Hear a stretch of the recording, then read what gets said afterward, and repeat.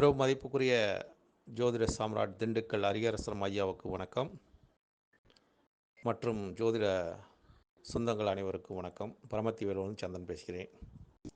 இன்று ஆருதுடா ஜோதிடத்தில் ஒரு அற்புதமான ஒரு கேள்வி என்றே வைத்துக்கொள்ளலாம்.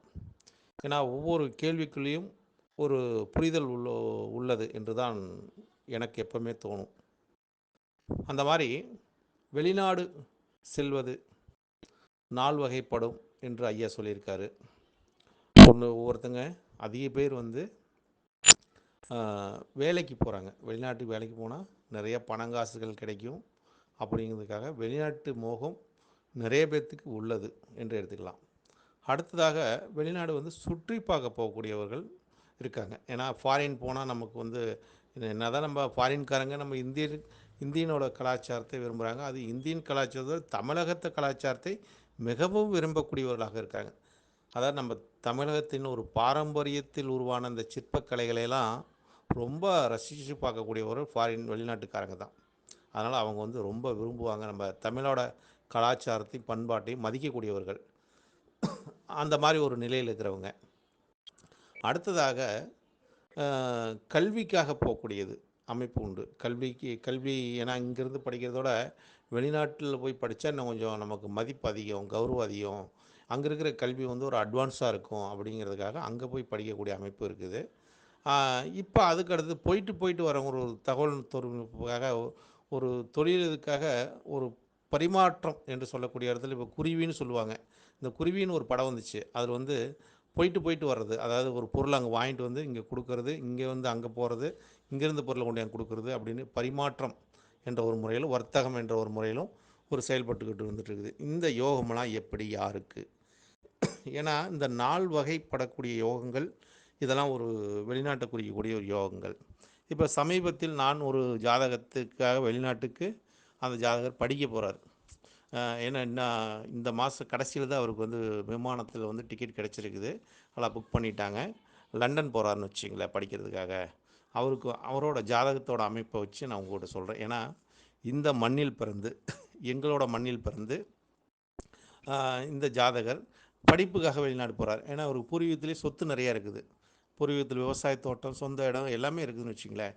ஆனால் இப்போ வெளிநாடு போகக்கூடிய, இப்போ வெளிநாட்டில் போய் லண்டன் போய் படிக்கக்கூடிய ஒரு அமைப்பு இந்த ஜாதகத்துக்கு ஏற்பட்டிருக்குது. அப்படின்னு பார்க்கும்போது இந்த ஜாதகர், அதாவது இந்த ஜாதகத்துக்கு இப்போ நடக்கக்கூடிய தசா காலங்கள், ஏன்னா வயசு என்று பார்க்கும்போது 23 வயசு தான் ஆகுதுங்க.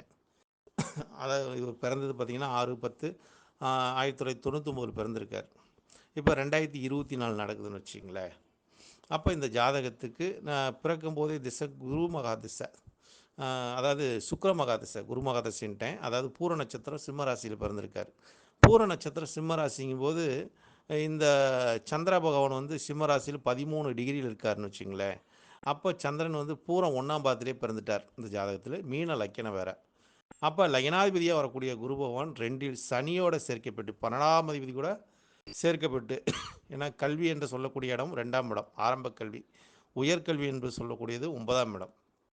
அப்போ இந்த 9ஆம் இடத்துக்கு எப்படி இங்கே தொடர்பு பெற்றுச்சு என்று பார்க்கும்போது 9ஆம் இடத்து அதிபதி ஆட்சி பெற்றுட்டார். ஆட்சி பெற்று 28 டிகிரியில் இருக்கார் செவ்வாய் பகவான். அப்போ 28 டிகிரியில் இருக்கும்போது செவ்வாய் பகவான் கேட்டையோட சாரத்தை பெற்று புதனோட சாரத்தை பெற்று 4ஆம் பாதத்தில் இருக்கார். இப்போ ஒவ்வொரு ஜாதகத்துக்கும் வெளிநாட்டை சொல்லக்கூடியது நம்ம பார்க்கும்போது வெளிநாட்டில் இருக்கக்கூடியது, வெளிநாட்டுக்கு போகக்கூடிய அமைப்புலாம் இந்த 4ஆம் பாதம் சாரம் ஒரு கோடிட்டு காட்டுங்க. எந்த ஒரு ஜாதகத்திலுமே நீங்கள் பாருங்கள், இந்த 4ஆம் பாவம் வரக்கூடிய ஒரு நட்சத்திரத்துக்கு 4 பாதங்கள். இந்த 4 பாதங்களும் பார்த்திங்கன்னா தொடர்பை எதில் வச்சுருக்குன்னு பார்த்திங்கன்னா, ஒன்று கடகத்தில் வச்சுருக்கும், அடுத்து விருச்சிகத்தில் வச்சுருக்கோம், அதுக்கு அடுத்து மீனத்தில் வச்சுருக்கோம். இந்த 4ஆம் பாவம் தொடர்பு எல்லாமே கடகம், விருச்சிகம், மீனம், நவாம்சத்தில் வரும்னு வச்சுங்களேன். அப்போ இந்த 4ஆம் பாதங்கிறதே இதை நம்ம என்ன சொல்லுவோம், ஒரு வெளிநாட்டு சொல்லக்கூடிய பாவமே 4, 8, 12 இதுதாங்க. அதாவது 8, 12 வெளிநாட்டு மறைவு ஸ்தானங்கிறது 8ஆம் இடம், 12ஆம் இடங்கிறது விரயஸ்தானம்னு சொல்கிறோம். வெளிநாட்டுக்கு போகிறது 12ஆம் இடம். அப்போ ஒரு நீர்நிலையை கடந்து போகிறது 12ஆம் இடத்தை சொல்லக்கூடியது. 4ஆம் இடம் ஏன் இதுக்கு வருதுங்கிறதுன்னு பார்த்தீங்கன்னா, இதெல்லாம் திரிகோணமாக வரக்கூடிய பாவங்கள். அப்போ திரிகோணமாக வரக்கூடிய பாவங்கள் 4ஆம் இடம் தான் தாய் வீடு. தாய் நாடு. அப்போ இந்த தாய் நாட்டில் இருக்கக்கூடிய ஒரு அமைப்பு, அந்த 4ஆம் இடம் வலுத்தாலும் இவங்க தாய்நாட்டில் வசிக்கக்கூடிய தன்மை உண்டு. 4ஆம் இடம் வலுக்கலினாலும் தாய்நாட்டை காப்பாற்றுறதுக்காக வெளிநாட்டுக்கு அந்நிய நாட்டுக்கு போகக்கூடிய வாய்ப்பு ஏற்படுகிறதுன்னு வச்சுக்கி ஜாதக ரீதியாக. இதெல்லாம் நம்ம வந்து அணுவு ரீதியாக பார்க்கும்போது இந்த 4ஆம் பாதம் எல்லாமே நவாம்சத்தில் எந்த ஒரு நட்சத்திரமாக இருந்தாலும் சரி நீங்கள் எடுத்துக்கங்க, 4ஆம் பாவம் எல்லாமே நவாம்சத்தில் விழுந்துருங்க. அது 4, 8, 12 தொடர்பு ஒரு கடகம், விருச்சிகம், மீனம் இந்த பாவங்கள்லாம் வந்துடும், பாதங்கள்லாம் வந்துடும். அப்போ ஒரு ராசி கட்டத்திலும் இந்த 4ஆம் பாவம், 8ஆம் பாவம், 12ஆம் பாவம் தொடர்பை வெளிநாட்டில் குறிக்கக்கூடிய ஒரு தன்மை உண்டு அப்படின்னு எடுத்துக்கலாம். அப்போ இந்த ஜாதகத்துக்கு மீன லக்கின ஜாதகத்துக்கு பூர நட்சத்திரத்தில் பிறந்த ஒரு ஜாதகத்துக்கு கல்விக்காக போகிறாரு. லக்னாபதி 2ல் உட்காந்துட்டு 12ஆம் அதிபதியோடு சேர்க்கப்பட்டிருக்கார். சனியோட சேர்க்கப்பட்டு சனி 22 பாகையில் இருக்கார்.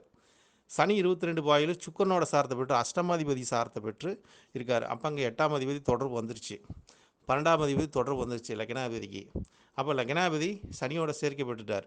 அப்போ இந்த செவ்வாய்ங்கிறது வெளிநாட்டுக்கு ஒரு உயர் கல்விக்காக போகக்கூடிய அமைப்பு கிடைச்சிருச்சு இந்த ஜாதகத்துக்கு.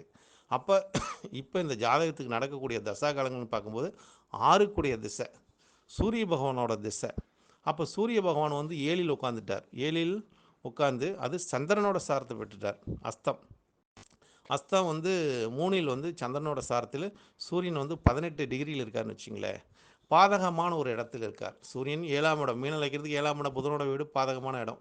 அப்போ அந்த திசை நடக்குது. திசை நடந்து இந்த ஜாதகர் இப்போ வந்து அந்த சூரிய திசையில் இந்த ஜாதகத்துக்கு சுக்கிர புத்தியில் ஒரு வெளிநாடு போய் படிக்கக்கூடிய அமைப்பு இவருக்கு விசா கிடச்சிருச்சு. அதாவது பேங்க்லேயும் லோனும் கிடச்சிருச்சு. இதெல்லாம் கிடச்சி இப்போ கிளம்பும் தருவாயில் இந்த மாதம் பிறந்தோட்டி அடுத்த மாதம் பிறந்தோட்டி அவர் கிளம்ப போகிறாருன்னு வச்சுங்களேன். அந்த மாதிரி ஆகஸ்ட்லேயே ஃபஸ்ட்லேயே போகிறார் இந்த ஜாதகரை. அப்போ கல்விக்காக போகக்கூடிய அமைப்பு இந்த ஜாதகத்துக்கு கொடுத்துருக்குது. இவரே வெளிநாட்டில் இருக்கக்கூடிய அமைப்பு வந்துருமா? ஏன்னா அடுத்து வரக்கூடிய திசை பாருங்கள், இவருக்கு சந்திரமகா திசை, சூரிய திசை முடிஞ்சோன்னே சந்திரமகா திசை பிறக்குது. அப்போ சந்திரமகா திசை வந்து பாருங்கள், இவருக்கு வந்து 10 வருட காலம், அது பூரா 1ஆம் பாவத்தில் உட்காந்து 6ஆம் இடத்துல நடத்துது. அப்போ இவருக்கு அடுத்தது வெளிநாட்டிலே வேலை பார்க்கக்கூடிய அமைப்பும் கிடைக்கக்கூடிய சந்தர்ப்பம் இவருக்கு ஏற்படும். ஏன்னா அவர் 6ஆம் இடத்துல இருக்கார். ஆனால் அது காலதேவனுக்கு 5ஆம் இடம் பூரியும். அது வேலை கிடைச்சாலும் ஒரு வேலையை பார்க்கக்கூடிய அமைப்பு இவருக்கு இருக்குமான்னு பார்த்தா நிச்சயமாக இருக்காது. ஏன்னா அந்த வேலை கிடைக்கக்கூடிய அமைப்பு இருக்கும், வெளிநாட்டில் ஒரு கொஞ்ச நாள் இருக்கக்கூடிய வசிக்கக்கூடிய அமைப்பு உண்டாகும். அதை விட்டுட்டு இவர் பூர்வீகத்துக்கு தான் வந்தாகணும். ஏன்னா பூர்வீகம் என்பது இவருக்கு 5ஆம் இடம், காலதேவனுக்கு 5ஆம் இடமாக இருக்கிற அந்த இடத்துல சுக்கிரனும் சந்திரனும் சேர்க்கப்பட்டிருப்பது இவங்க அந்த பூர்வீகத்தை பார்க்கக்கூடிய அமைப்பு வந்துடும். அதே மாதிரி சூரியனே வந்து இந்த ஜாதகத்துக்கு வந்து 7ல் இருக்கார், பாதகத்தில் இருக்கார் அப்படிங்கிற ஒரு தன்மையும் ஏற்படுகிறதுன்னு வச்சுங்களேன். அப்போ இந்த ஜாதகர் இங்கே இருந்தால் பாதகம், தந்தைக்கு கூட இருந்தால் தந்தையாருக்கு ஒரு பாதகத்தை கொடுத்து கொண்டு இருக்கிறது. அப்போ அதனால் இவர் வந்து வெளியில் போய் படித்தா ஒரு சிறப்பு அப்படின்னு அது சூரிய திசை வரைக்கும் இருந்துட்டார். இப்போ அடுத்து சந்திர திசையில் இவர் வந்து வெளிநாடு போகிறாரு. சூரிய திசை கடைசியிலே வெளிநாடு போகிறாரு. சந்திர திசையில் ஒரு வெளிநாட்டில் வந்து ஒரு வருஷ கால படிப்பு, அந்த ஒரு வருஷ கால படிப்பு முடிஞ்சு வேலையும் கிடைச்சிரும். அதுலேயும் ஒரு 2 வருஷம் பார்க்க போகிறாரு அந்த ஜாதகர். நான் வந்து நடக்க போகிறதே சொல்கிறேன், பாசிட்டிவாக சொல்கிறேன். நடந்ததே சொல்லிகிட்டு இருக்கிறதாம இவர் இப்படி இருந்தார் அப்படி இருந்தார்னு. இப்போ நம்ம ஒருத்தர் குழுவில் கூட போட்டிருந்தார், சுந்தர பிச்சை பற்றி போட்டிருந்தார். இந்த சுந்தர பிச்சை ஜாதகத்தில் வந்து அவர் வந்து எப்படி ஃபாரினுக்கு வெளிநாட்டுக்கு போய் இது பண்ணார் அப்படிங்கிற ஒரு நிகழ்வில் அவர் வந்து அந்நிய இதை வந்து பண்ணி அவர் வந்து ஒரு இந்த அளவுக்கு ஒரு சிறப்பாக இருக்கார் அப்படிங்கிற ஒரு நிலைப்பாட்டில் அவர் சொன்னார். அதாவது இதெல்லாம் வந்து நம்ம ஜாதகத்தில் நம்ம கொடுக்கக்கூடிய ஒரு நிலைப்பாடு நிச்சயமாக ஒவ்வொருத்தருக்கும் ஒவ்வொரு அமைப்பு தான். அந்த அமைப்பின் படி தான் அந்தந்த ஜாதகர் அந்தந்த நிலைப்பாட்டை உணர்த்த முடியும். ஏன்னா அவர் சுந்தர பிச்சை மீனலைக்கு இருந்திருந்தால் பிறந்தார். அவருக்கும் அந்த 8ஆம் அதிபதி தொடர்பும் 12ஆம் அதிபதி தொடர்பும் இதெல்லாம் கிடைச்சதுனால, அந்த குரு வக்கரம் பெற்றதுனால், பாவகிரகத்தோட சேர்க்கை பெற்ற பார்வை இருந்ததுனால் அந்த ஜாதகத்துக்கு அந்த அமைப்பை கொடுத்து, அது 3ஆம் அதிபதி தொடர்பு பெற்றதுனால கம்யூனிகேஷன் என்று சொல்லக்கூடிய இடத்துல சுக்கிர பகவான் 33 வயசுக்கு மேலே அவருக்கு வந்து 34 வயசுக்கு மேலே சுக்கிர திசை ஆரம்பிச்சது. அந்த சுக்கிர திசையிலேருந்து தான் அவருக்கு வந்து இந்த வெளி உலகத்துக்கு ஒரு பிரபலமாகக்கூடிய அமைப்பு 2003க்கு மேலே அவருக்கு வந்து இந்த அமைப்பை கொடுத்துச்சு ஜாதகத்துக்கு. அதனால் இன்று வரைக்கும் அவர் பிரபலமாக ஒரு பேசக்கூடிய தன்மையும், அந்த 3ஆம் இடம் தகவல் தொழில்நுட்பங்கிற ஒரு நிலையில் அந்த சுக்கிர பகவானும் பார்த்திங்கனாலும் சனியோட சேர்க்கை பெற்றுட்டார். சனியோட சேர்க்கைப்பட்டு சனியும் பார்த்திங்கனாலும் அவருக்கு வந்து ரோகிணி 4ஆம் பாதத்தில் இருக்கார். ரோகிணி 4ஆம் பாதங்கிறது கடகத்தில் வந்துருங்க. இந்த மாரி இந்த 4ஆம் பாதம்ங்கிறதே வந்து வெளிநாட்ட குறிக்குங்க என்ன பொறுத்தளவுக்கு. நட்சத்திரத்தில் 4ஆம் பாதம் வந்துச்சுனாவே, அதோட தன்மை இருந்துச்சுனாவே, அவங்க வெளிநாட்டுக்கு போகக்கூடிய அமைப்பும், வெளிநாட்டில வசிக்கக்கூடிய அமைப்பும், வெளிநாட்டினால் யோகத்த அடையக்கூடிய அமைப்பு. இவரு பாருங்க வெளிநாட்டுனால யோகத்த அடைஞ்ச ஒரு ஜாதகமே பிரபலமான ஒரு ஜாதகம். இவருக்கு என்ன அந்த ஒரு நிலைப்பாடு அப்டின்னா, மீன லக்கினத்தில பிறந்து, கடக ராசி பூச நட்சத்திரம் 4ஆம் பாதத்தில பிறந்திருக்காரு. அந்த சந்திரன் பூச நட்சத்திரம் 2ஆம் பாதத்தில பிறந்து, அந்த செவ்வா வந்து பூச 4ஆம் பாதத்தில அமர்ந்த நாள் இவருக்கு வந்து 2 9ஆம் அதிபதி செவ்வா நீசம் பெற்றும், அந்த நமக்கு 5ஆம் இடம் பூர்வ புண்ணியங்கிறது நீசம் பெற்றனால, அந்த பூர்வ புண்ணியத்தில இவர் அந்த யோகம் இல்லாம அந்நியத்தினால் ஒரு யோகத்தை கொடுத்தது. இதற்கு காரணம் அந்த 2ஆம் அதிபதியா வரக்கூடிய செவ்வாய் பூச 4ஆம் பாதத்தில இருந்தது தான் ஒரு காரணம் அப்படின்னு எடுத்துக்கலாம்.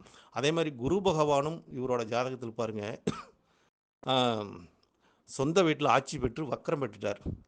ஆட்சி பெற்று வக்ரம் பெற்றும் இந்த ஜாதகத்தில் அதாவது கேதுவோட சாரம் மூலம் மூலத்தில் இருக்கார் கேது, அந்த குரு பகவான். அதே மாதிரி அந்த குருவோட சாரத்தை பெற்று கேது பகவான் புனர்பூசம் 4ஆம் பாதத்தில் இருக்கார். அப்போ அந்த 4ஆம் பாதங்கிறது அந்த செவ்வாய் 4ஆம் பாதத்தில் இருக்குது பூசத்தில், கேதுவும் 4ஆம் பாதத்தில் புனர்பூசத்தில் இருக்கார்.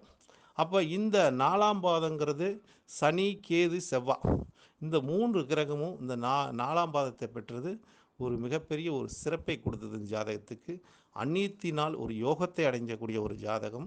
அதே மாதிரி இந்த சுக்கிர மகா திசைங்கிறது சனியோட 12 குடையனோட சேர்க்கப்பட்டு அஷ்டமாதிபதி விபரீத ராஜயோகத்தை கொடுப்பாருங்கிற மாதிரி இவருக்கு விபரீத அந்த யோகத்தையும் அதிர்ஷ்டத்தையும் வாரி வழங்கிட்டாரே என்றே சொல்லலாம் என்ற ஒரு நிலைப்பாடு இந்த ஜாதகத்தில் நான் உணர்ந்து கொண்ட ஒரு நிலைப்பாடுங்க ஐயா. நன்றிங்க ஐயா. வெளிநாடு என்பது யோகமா அவயோகமான்னு பார்க்கும்போது யோகமும் இருக்கிறது, அவயோகமும் இருக்கிறது. பூர்வ புண்ணியத்தை விட்டு சொத்து சோகங்களை விட்டு யாரும் போகமாட்டாங்க அந்நியத்துக்கு. சொத்து சோகம் பூர்வ புண்ணியம் எல்லாம் இழந்தவங்க தான் அந்நியத்துக்கு போகிறாங்க. அதை எதுக்காக போகிறாங்கன்னா, மீண்டும் நம்ம சம்பாதிச்சுட்டு வந்து இந்த பூர்வீகத்தில் நம்ம வாழணும் அப்படிங்கிற ஒரு ஆசைக்காக போகக்கூடியவங்களே நிறைய பேர் என்ற ஒரு கருத்தை முன்வைக்கிறேங்க ஐயா. வாழ்க வளமுடன். பிரம்மத்தி வேலு சந்திரன்.